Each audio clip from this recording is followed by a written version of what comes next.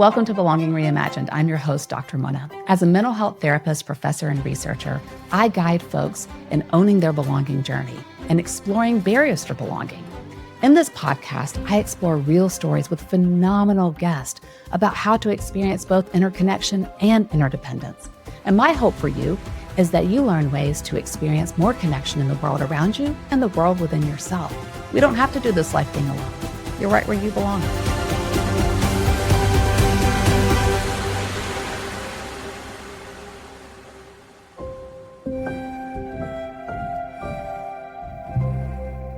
Hello, everyone. Welcome back to Belonging Reimagined. I am your host, Dr. Mona, and today, flipping the script on me, the team said, we're interviewing you. You don't get to know anything. And I was like, all right. And so this is a testament to how much I love and trust our guest host today, Pip Davidson, who, if any of you listen to the podcast regularly, you would have heard Pip in a different episode on belonging. While Gender Expansive. Amazing episode with Pip. I learned so much. We were so honored to have you. And I am not sure what you're going to ask me or what we're going to talk about. I just know that I'm here, that this is our final episode for the season, and that you were the person who said to me a couple years ago, like, hey, I think we need to do this podcast thing. And I just jumped on board and did what you told me. And I appreciate your being here. And so just per usual, I'm just going to do whatever you tell me. I showed up. You take it from here, Pip. Mona, I will take any excuse ever to hop on and talk to you. And if we can do it for a way that also adds entertainment to other people, then that's just great by me. So, yes, I'm very excited to be doing a little bit of a meta retrospective for you about what it has been like, the intersection of being somebody who has launched this podcast and kind of how that is tied in the story narrative of interviewing so many other people about what belonging means to them, how that has affected and impacted and really changed how you've been on this podcasting journey. You know, what is, because there's a certain amount of, through absorbing so much of other people's stories and experiences, that I definitely believe has to have an impact on you and how you how you've processed everything over the past year that you've been doing this podcast, which is crazy. That it's been an entire year. You've put so much work into it. So yeah, wanted to do just like a little bit of diving into what it's been like for you as an experience. So to start off with that, and I know that you said, you've given me some credit for this, and it's not in fully the answer. My first question for you is, what inspired you to start this podcast? And I know that we did have conversation about it. For context, for people who don't know, Mona and I have been working together very much in a partnership, brainstorming, consultation type of relationship. So we have a lot of back and forths. But Mona, you were the first person to come to me and say, I think I want to do a podcast. And then it led to a conversation from there about how to make it happen. But what was it about, the idea of a podcast interview setup that really called to you? What was it that, brought up that decision? Yeah. So I found myself in conversations with amazing people, and they were just like a one-on-one, virtual, like a Zoom meet or a Google Meet or whatever it was. And over the years, especially during the pandemic and the lockdown and the period, after that, this was the space where we were connecting with one another, where we could still have face-to-face, but not be in person with folks. And I would find myself having these really rich conversations with folks where I would learn so much. And I just feel so fortunate to have connected with people like you and some other people in my lives, with clients, right? With people whom I now work with in the clinical practice and telehealth, where I was making like true friends, but also hearing phenomenal stories from people. And at one point, I found myself talking a lot ad nauseum about belonging, But the people I was talking with seemed also interested in what I had to say. And I was like, you know what? Somebody needs to record this because I want to go back and hear this again. I want to go back and hear what you said and what it sparked in me and then what that sparked in you, this kind of symbiosis that can happen in really rich, authentic, respectful, loving, insightful conversations with folks. And then I found that other people said, yeah, I want to hear that too. I'd say, hey, I was talking to my friend Pip and they were sharing this and this and that. And they were like, oh my gosh, that sounds amazing. I want to meet Pip and I'm like, oh, Pip lives in a different state. These kinds of things, like other people wanted to hear what all these other different amazing conversations I was having. I was like, why don't we just record it? Why not just record it and put it out there? So, it's not really scripted. Sure, of course, there's some preparation thinking about like, what do I want to talk about with this person? Or, how we have to contain it right within an hour space or 45 minutes or whatever. So there's some thought there. But what I love the most is that really what people hear is pretty much exactly like how the conversations have been going over the years when the camera was turned off. So it's been really real for me and really invigorating for me to hear the feedback from other folks that, hey, this really touched me in some way. People I've never met or don't know of, and they'll DM or send messages and say, hey, that really resonated. And so I think the spirit of it is doing exactly what the intention was. So. Yeah, absolutely. And, I can attest in multiple ways how true it is that these podcasts and the way that you handle interviews and really conversations are so conversational. I remember when we recorded our podcast together for the Gender Expansive episode, and we were near the end and we sort of like forgot that we were recording. And they were like, oh, like, guys, you have to wrap it up. Like, they had to kick us out. Oh, shoot, sorry. We were just like vibing. And also as someone, in the past, and, you've interviewed a lot of people I've worked with, and I have from, their publicity support side, helped with questions and the idea of guidance of like, here's talking points. And it's always so fun to see. I mean, you always take, the wanting to make sure that you are reflecting someone's expertise back to them with questions, but you always do so much of your own research that it's fun to see how much you take those as really guiding, like guideposts, but you're so great at leading conversations and leading interviews in a way that really bounce back and forth conversationally, which is why you are one of the very few people I have worked with who came to me and said, I want to do a podcast. And I said, yeah, you can do that.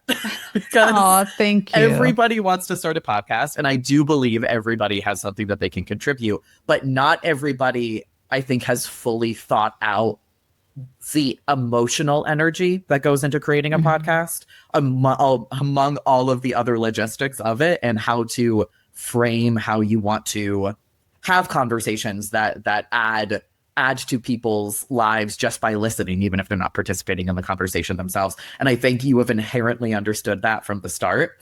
So I was such a champion of this from the start for that particular reason. You are an enigma when it comes to somebody who is like, I want to start a podcast. And it's like, yeah, you're going to be great at it. And you have been. And that's been wonderful to see. But what you were just talking about the number of people that you've spoken to, have had wonderful conversations with, and the things that you've learned. Another question that I wanted to pose to you is whether there have been any particular episodes or conversations kind of across the board, and, it doesn't have to be specific call outs, but throughout this process that have helped you kind of redefine and change your own sense of belonging. Is there, any points you can call out to, or even just in general, that, have affected how you approach your sense of belonging yourself, and whether that's changed throughout the process, and whether there are things that have made you kind of stop and think, is this changing how I personally hold belonging? Oh my gosh. That is something that they would have to kick us out, because I could just sit here and talk on and on and on about it. Just a small question. Don't worry about it. Just a small question with a really big answer. Yes, the short of it is yes, there are so many episodes. In fact, I would venture to say all of them have impacted me in some in similar ways, some in very different ways.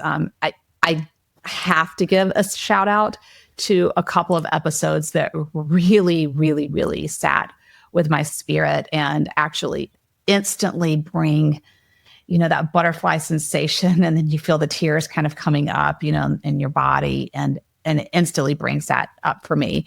And so I could potentially cry, not crying, but as a therapist. But yeah, the intergenerational trauma with Dr. Marielle Bouquet was, and you can look, the proof is there. If you listen, or, if you prefer YouTube, watch it, you can hear in my voice or visibly see where I am just a hot mess, snotty nose, makeup running, hair starts to frizz because I'm sweating. Like, I mean, it was just one of those things where I'm like, and it was one of the first few episodes I had recorded. So I was like, am I built for this? I don't know that I'm cut out for this.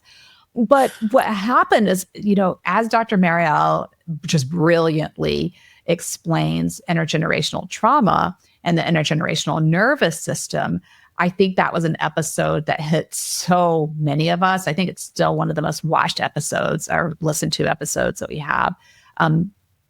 I could feel the trauma of my ancestors coming through me. And I could also feel the intergenerational gifts of my ancestors coming through me. And I'm Egyptian, so I have a really long ass lineage, okay, like ancient. And it has completely shifted my relationship with my heritage and with particularly the maternal ancestors on both sides of my family, on my mommy and my dad's side of the family, my grandmothers, their mothers, and so forth. Their sisters, and I connect with them deeply now, and they're almost like my spiritual guides. And yes, that can sound woo to people, but it's like I can hear, my grandmother's voice guiding me at times. I can feel, great aunts that I didn't even know. I can hear their voices guiding me at times, telling me things. And I feel this ancient wisdom, which has now let me back up. That episode over the course of a few months has helped me connect with an ancient wisdom that is inherent in Egyptian culture. And that universal belonging, that community belonging that I also feel just with my family, even if it's just in my head, folks. And even interpersonal belonging, like with my grandmother, even though she's passed on. And then feeling those gifts, like adopting those gifts and owning them as part of my own self, increasing my own self-belonging. That episode probably has given me the most holistic sense of belonging, expansion within, my world. I can't say enough things about it, but there's so many others, There are others where I think I was able to learn so much about other people's identities or experiences that I've been able to now offer, I think, increased sense of being seen, embraced, and celebrated for other people in my life who might share some of those identities or experiences. And so, yeah, it's been hardcore. Like it's been really amazing. Yeah.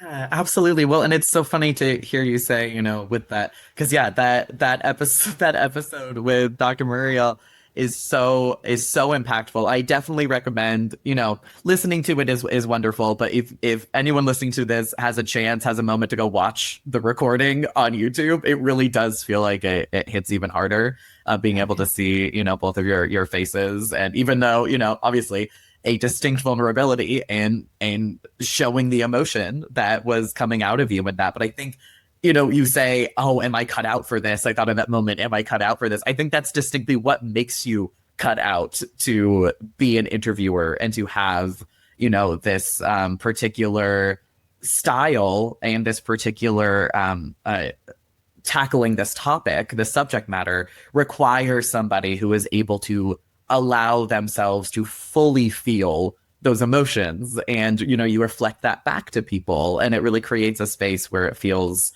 it feels right. It just feels very, opens doorways for your guests to also feel safe sharing those moments. And I think that that's something that also then invites listeners to be able to say, this is a space where you're allowed to sit in these heavy emotions in a way that is transformational. And I think you do that with all of your guests, honestly.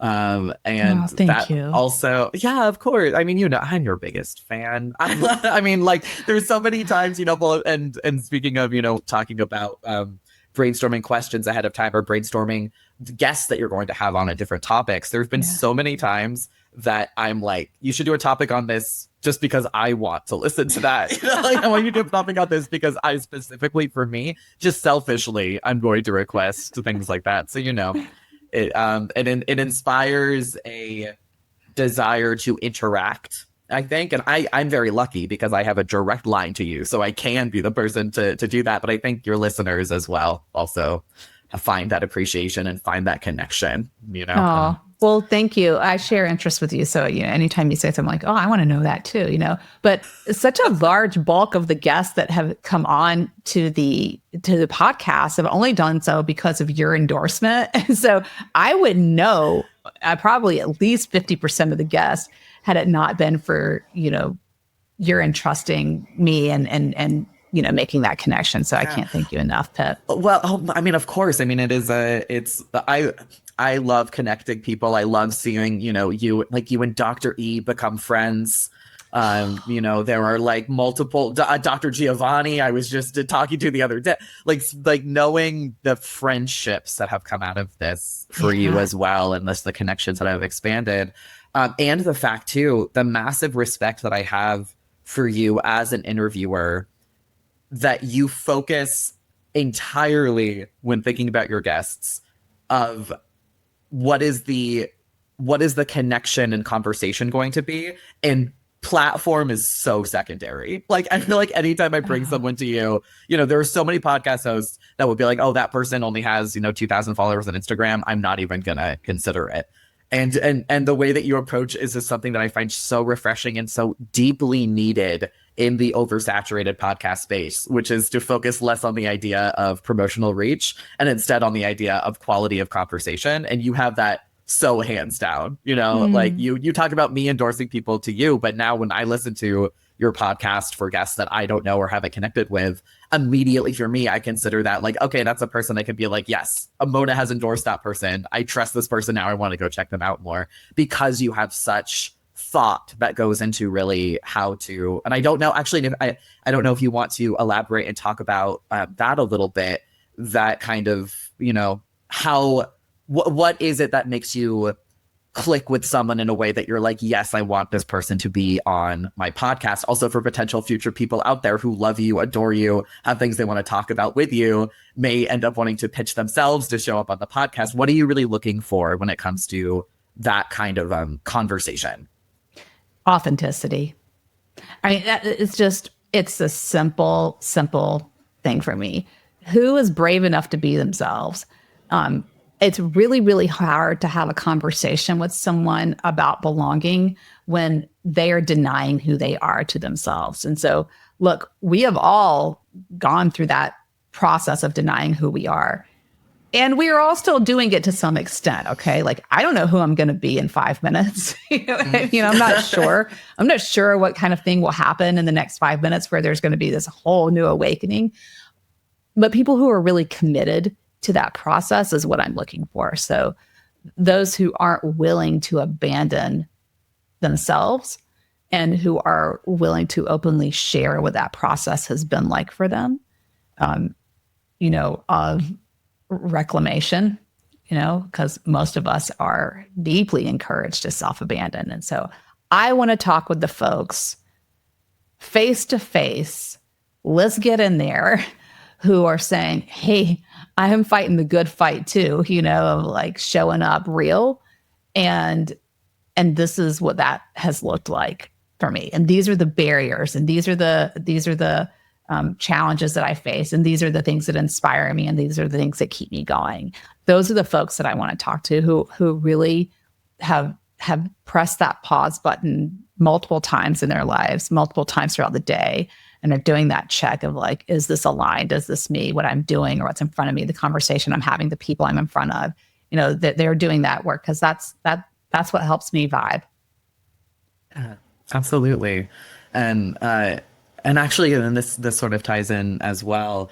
When it comes to the overall experience of this first year of podcasting, what are some challenges? Because there's been none at all, no challenges ever in the first year of launching a podcast. Yeah. Are there any specifically that come to mind when you think of either what you wish you had known at the start, when it comes to how it's affected you in either personal, professional space? What kind of challenges and things have you felt like you've had to navigate in a specific way that you may not have navigated before in another professional or creative manner?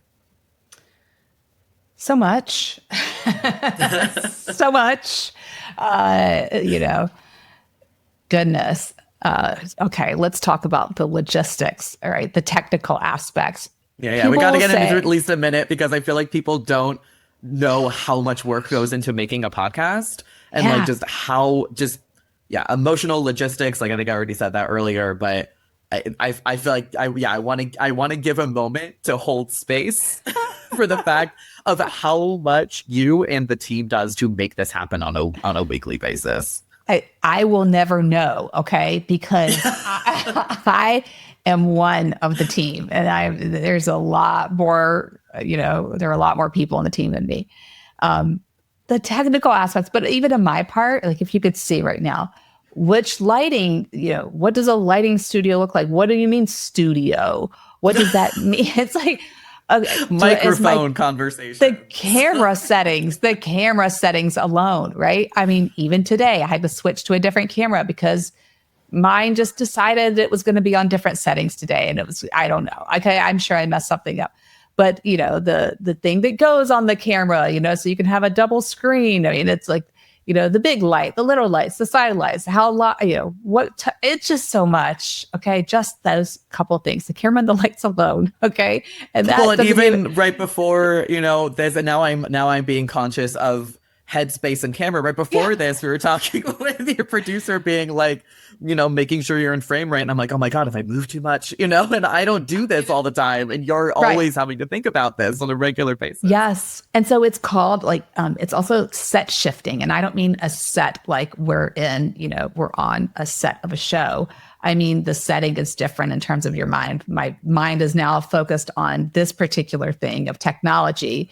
And then all of a sudden, boom, I have to shift into being in the role of, a podcast host. And being connected emotionally and cognitively and all the things. And so it's the shifting from one thing to the next that gets cut off of the show. You don't see all the parts, when they hit record, there's a bunch of stuff that's happening before we actually start talking, and they cut all that out. So there's, it's shifting from one mindset to the next really quickly. So you have to be able to do that. You got to be able to pivot.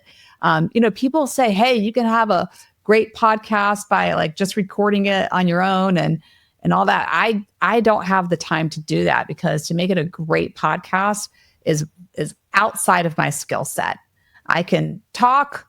I'm a therapist. I'm a double Scorpio, so I'm super nosy. I want to know all the nitty gritty stuff. Yeah, listen, Scorpio rising. This is why we're like, interviewing people, this rules. Oh, that's right. That's right. You're Scorpio rising. I'm Libra rising. So although I had Vedic astrology recently, and it said I was a double Libra, and it's really messed me up since then. But anyway, shout out to the Libras, by the way. But it's it's being able to switch back and forth, but also like knowing what my role is. I can show up and be nosy and ask questions and do the conversational stuff. But do I want to sit and take out all the ums and all the hmms and all the pauses and all that? First of all, leave someone in there because we're real. But also the time that it takes to do all that. I tried to do some of that in the beginning, and it was like, nah, I can't. And so the team at Resonate Recordings has just been amazing. They're the ones who, come up with pitch ideas of what kind of topics to have. They're the ones who tell us, hey, you're crooked in the screen, before we get started. They make us look right. They make us sound good. They make it everything, like they put the icing on the cake and smooth everything over. So yeah, I think that was the thing that I didn't realize right up front was how time consuming it was going to be. And then it was an issue of like, I just have to trust, and I think that's something that comes up for a lot of us in our lives. And I just think about like single moms or single parents, and there's so much where it's just like we'd rather just do it ourselves. And part of belonging is trust. And because safety is such a factor in belonging, and they go hand in hand, in order to belong, you have to feel safe. In order to feel safe, there has to be a sense of belonging, and they really do go together in many ways. And think about it through the lens of what I had known. If I had known, ironically, that I needed to be able to trust the environment that I'm in and let them do their thing so that I can relax and not have to take over everything, then life could have been a lot easier for me. But, I learned that very quickly and just let the team be them. And it did give this sense of like cohesive collaboration that worked really well. So yeah, that's just the technical aspect of it. The emotional part of it, there were times where I would record a couple podcasts in a day, or I would do, record a few days in a row, like several episodes, back to back, Tuesday, Wednesday, Thursday, or whatever. And that was too much on me. That was really too much on me. And so learning to have limits with myself so that I wouldn't be so burnt out. I want to enjoy what I'm doing. And there were a couple weeks there where it was tough. I'm not even gonna, say anything but the truth there. Episodes turned out great, but I was crashed out and tired. And I was like, you know what? Let's put some time boundaries around things, and I'll do one a week. And that I started to enjoy it again then. So getting that rhythm, getting absolutely. that rhythm. Well, and it's something that and this is one of the core things I respect about and admire about you in general, is every step of the way that I've worked with you, and you've had something that you've wanted to do. And I'll usually start with being like, okay, yeah, let's ease in. We could test this, test that. And you're like, no, if I'm going to do it, I'm going to do it, and I'm going to do it right. Do something that, the first time you said that, I was like, okay, I guess we're going to see. But you've proven that every step of the way. And now I know when you're going to say something, or you say you want to do something, it's like, okay, that is going to happen. And now it just becomes a matter of how do we, make sure that you're supportive and are supported enough, and make sure that you have everything that you need. But you're such a good leader in that sense, because you are, in my opinion, I'm sure it doesn't feel easy, but you are good at eventually getting to the place of, okay, I have to trust her. This won't happen. There's a reason that you have such a successful practice with so many people who love working for you. And it's because you trust them and you allow them to really own their space. And, this, I wasn't really putting it together until this moment, but yeah, I feel like you do that also with your whole podcast team and everybody who's tangentially related. There is a certain amount of, and you already answered this a little bit, but then how does that sit in your body with your sense of belonging when it comes to, this is a thing that you own. It's a thing that really has come from you. This wouldn't exist without you. Yes, we've obviously lots of people behind the scenes making sure it happens, but the core comes from you. So where does, for lack of a better phrase, belonging sit in your body when you are considering what it is to both own this and also have to release a little bit and trust that other people will catch you? Yeah. So I don't feel like I'm like owning the podcast at all. I don't feel like it's mine. So I want to just say that first. I feel like this belongs to whoever's listening to it, or whoever's watching, or who's ever, connecting with it in some way, whether it's a reel or whole episode or a part or whatever.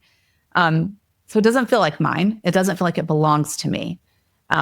It feels to me like a commitment that I have made to my own spirit and calling, if that makes sense. Researching, talking about belonging, educating about people about belonging, it feels like something that my ancestors have told me I'm here to do. And I have made some kind of commitment about that, saying, okay, yes, I will do that. I did not for a long time. And it literally kept me up at night. Like, you're not aligned. Like what you're doing in your life is not fully aligned. The things I was doing were mostly aligned, but the path was too narrow. It needed to be widened, because there was more that could fit on that road. And so it was something I just had to do. Where it sits in my body because of that is really in the place where I connect with my ancestors, which is really like through the top of my head. It's like things kind of flow down through me almost like a vessel.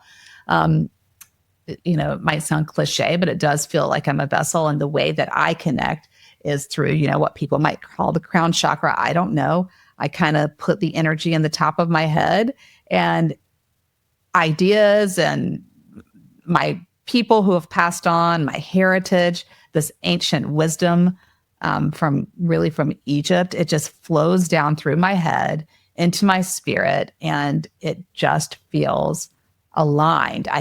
It feels like a cord coming through my entire body that comes through the top of me and grounds me down to the floor and to the earth. And so when I feel like I'm standing up straight and I feel pulled almost like up to the heavens, people might say, but also grounded here to Mother Earth, I feel aligned. And so it's through my whole body, really. And it's like I'm straight and I have access to what's above and what's here in the world in front of me. And that's how it works for me. That's my process. That's such a beautiful answer. And especially because that was a question that just came off the cuff just because in that moment I wanted to know. And so there's just an absolute beautiful answer to that. That's an image that I am going to carry with me today, I think, and think about how to, that visualization of, tying it feels like elements together when it comes to, the airiness, for lack of a better word, for, cerebral thinking, but also carrying it down and grounding you to where you are. I really love that as an image. And, that brings me to another question that I was curious about when it comes to basically just how everybody communicates their own feelings of belonging differently. And one of the very first things when we were brainstorming this podcast was knowing we were going to end the podcast with the question, what does belonging mean to you? We're not there yet. We're not at the end Totally yet, your idea, though. That was your idea. It's something that I just, it's so interesting to have so many people across so many different experiences answer the same question after having, this kind of transformational conversation. And so I'm curious if throughout the process of hearing all of those questions, have you found what feels like a common thread, or are there any, specific things that you're finding people come back to, either that surprised you or you were like, yes, this is how I'm seeing it with other people as well? Do you see a thread tying people together with their own definitions of belonging?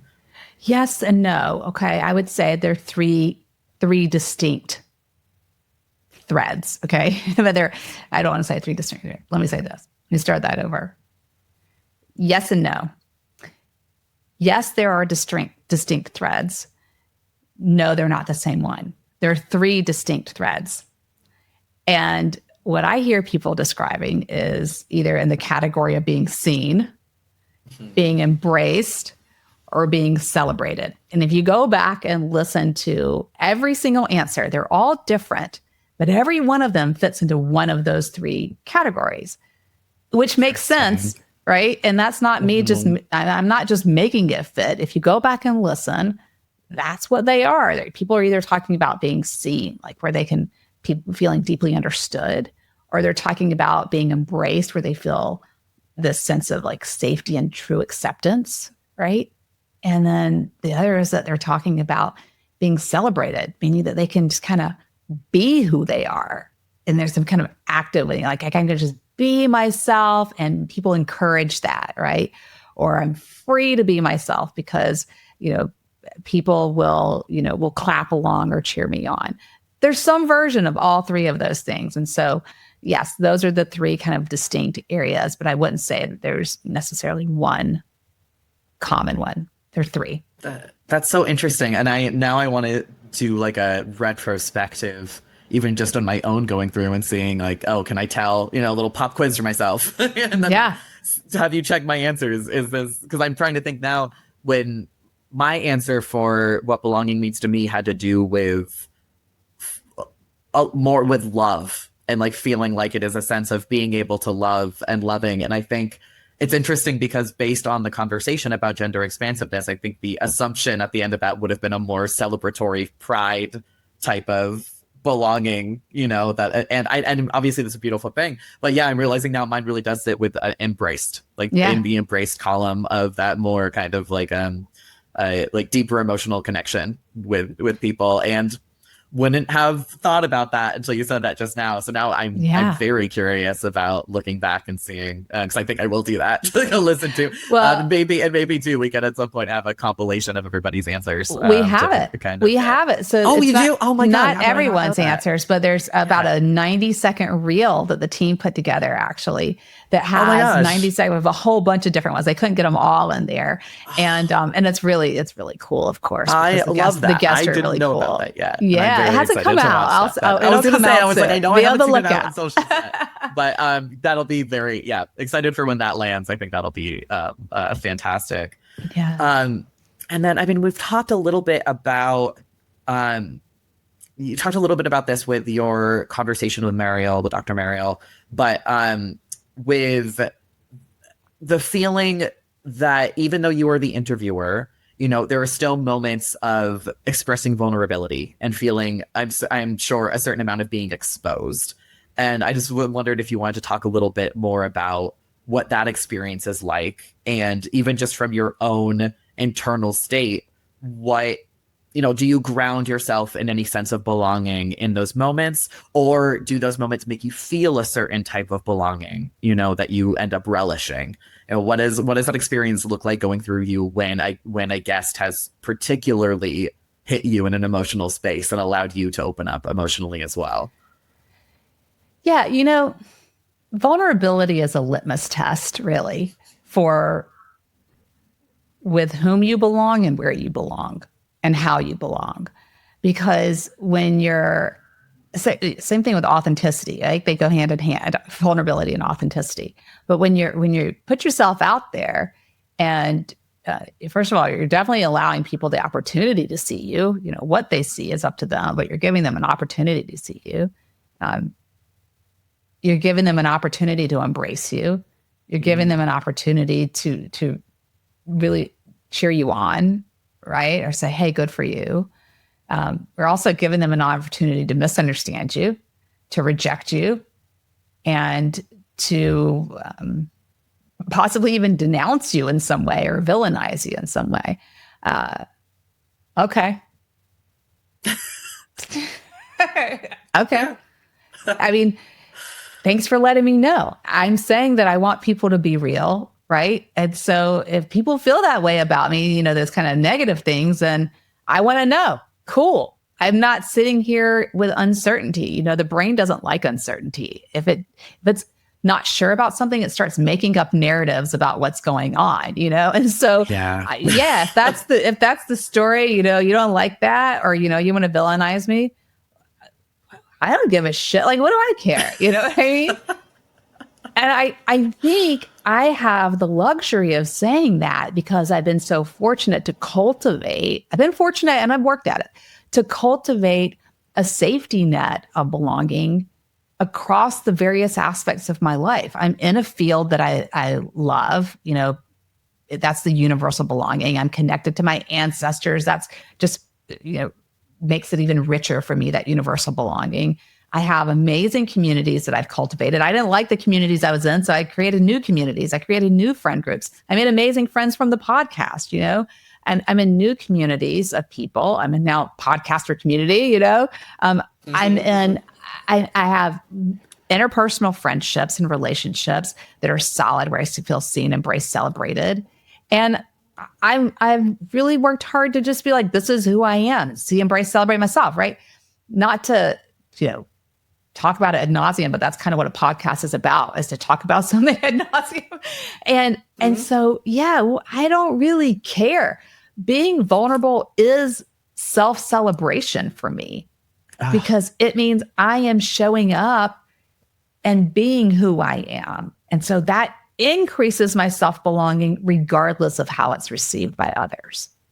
So that's also a protective barrier. Yeah, being vulnerable is self-celebration. Is Yeah, something that just hit me really hard in my own chest, it and I'm like, is. I'm gonna write that down in a sticky note and put it up somewhere so I can look at that a lot, because It is. that is such a beautiful way to see vulnerability, and to a certain amount, anxiety obviously comes with vulnerability, but yeah, to see it as a celebration of your deepest self that you're allowing other people to see. I Yeah, mean, even that's like such a coming good out, reframing. right? Not that everybody Yeah. has the best coming out story, Mhm. but that's an example of like someone coming out Yeah. and being like, you know what? I feel free. I belong more to myself now. And that feels good. Again, it's not always completely regardless of what happens around me. Of course, we want to be embraced by other people and not be rejected. And at the same time, that could be an example for some people.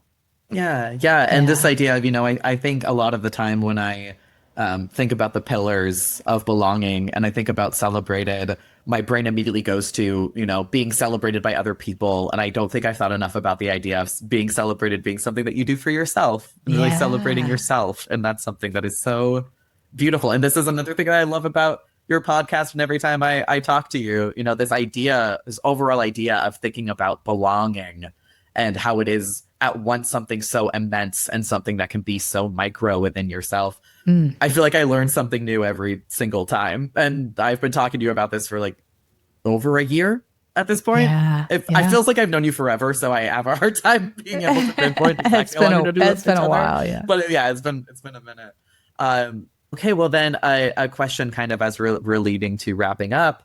Uh, how do you see the podcast evolving in the future? This is something that we know we're at a season finale, as we're calling Yeah. it, and there's so many potential openings to what the podcast could become, and the kind of impact that it can continue to have on listeners. So with not to put you on the spot because I don't want to get too into the nitty gritty, but just Yeah. in a almost like more cerebral sense or a more aspirational sense, what do you want out of the podcast moving forward? What are the things that you want to keep exploring?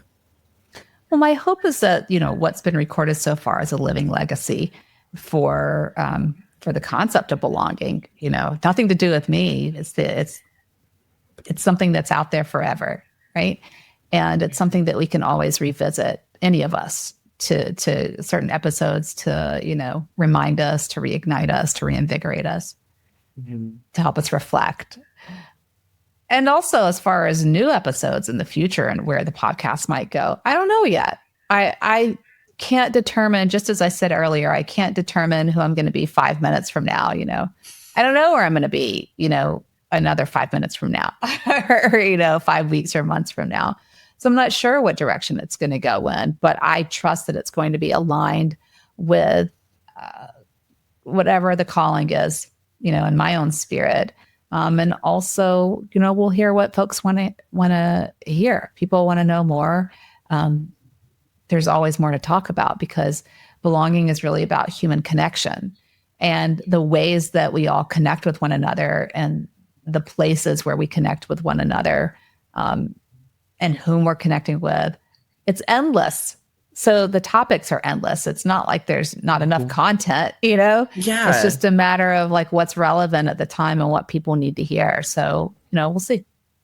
Yeah, yeah. And for slight marketing plug here to, for all listeners, if leaving reviews for this podcast can be extremely helpful to have other people find it, but also a really good place for people to be able to put in their review itself if there's things that they want to hear. Because obviously, like you just said, everybody experiences this idea of belonging differently.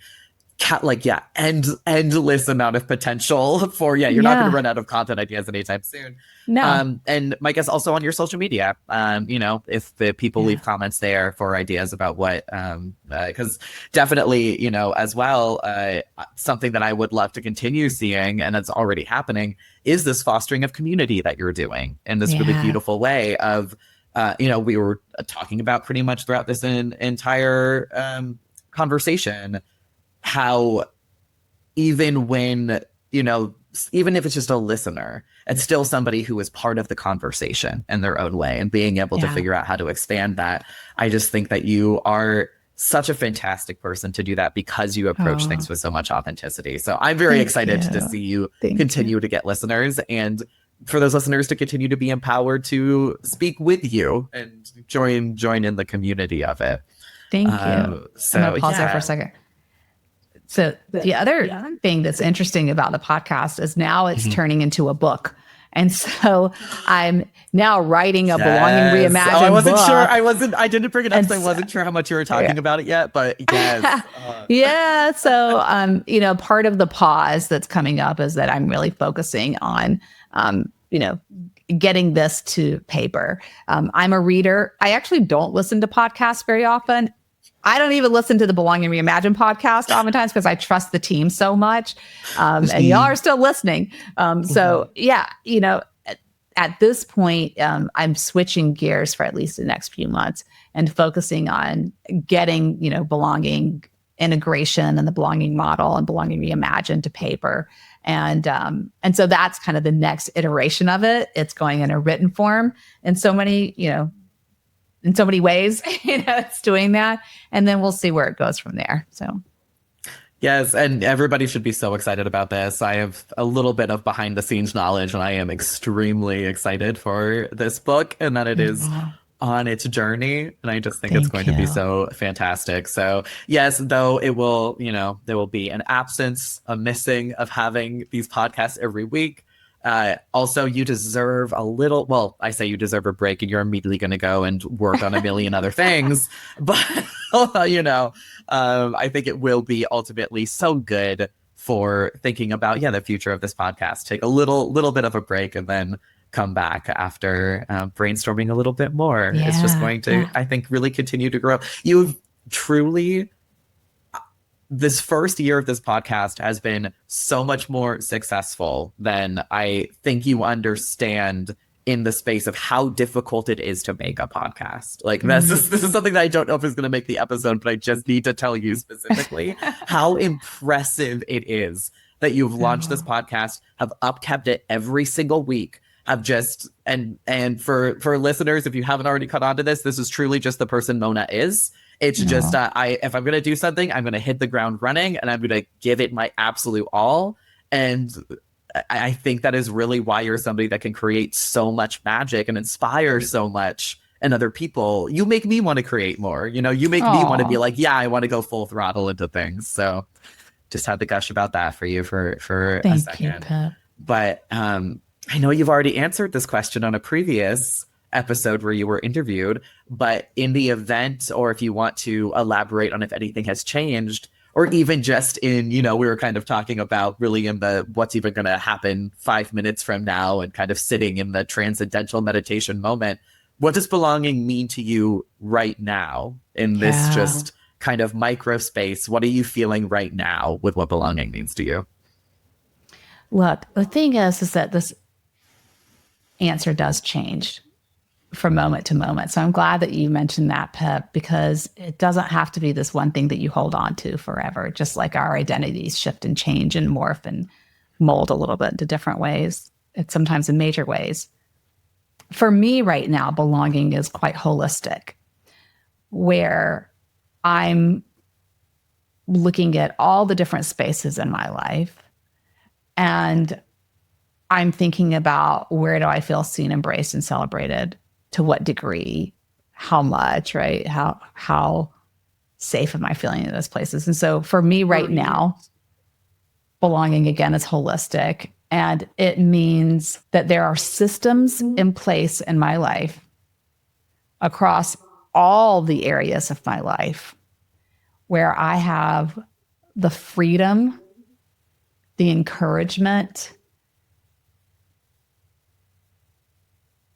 and the ability to explore who I am from moment to moment to moment. And that I know that I'm going to safely be able to expand and play with this different part of me that's changed from this moment to that moment. And that the environment around me is going to be cheering me on and be curious about that and say, yeah, this is amazing. What else? What else do you have? Who else do you want to be right now? There's a creative aspect to belonging for me right now. Safety and creativity and exploration. Yeah. I think it's a fantastic place for you to be as you go into writing this book that's going to come out into the world. Thank you. And I just want to, give a moment of just congratulations and celebrations for wrapping up your first season of your podcast. And it's just congratulations to you. And there's so much more to come. And I'm just very excited and honored to be along for the ride in any respect that I can be. Thank you, Pip. You've been ride or die for a while now. I just appreciate yeah, of course. Yeah. I am your number one fan, and I will fight people for that title. There's a lot of people to fight right now. So. Stop. Thank you, Pip. I really appreciate your being here. It's been a great year. Well, any final thoughts? Final thoughts to send off for? Final thoughts are, I love you. I appreciate the audience so much.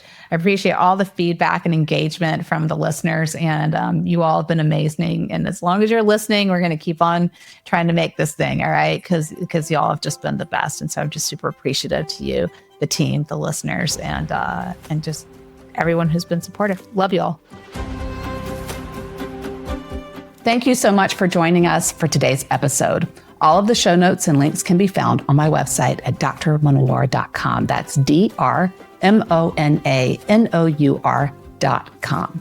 Throughout most episodes, you'll hear me referring to the belonging model that I developed, which is represented by a belonging life map that helps you explore areas in your life where you feel more connection and areas where you might feel more isolation. And you can get a free copy of your own belonging life map on my website. Again, that's drmonanour.com. If you like the Belonging Reimagined podcast, please subscribe and consider leaving us a review. That can help more folks find us and keep more episodes coming. Until next time, I'm Dr. Mona. You're right where you belong.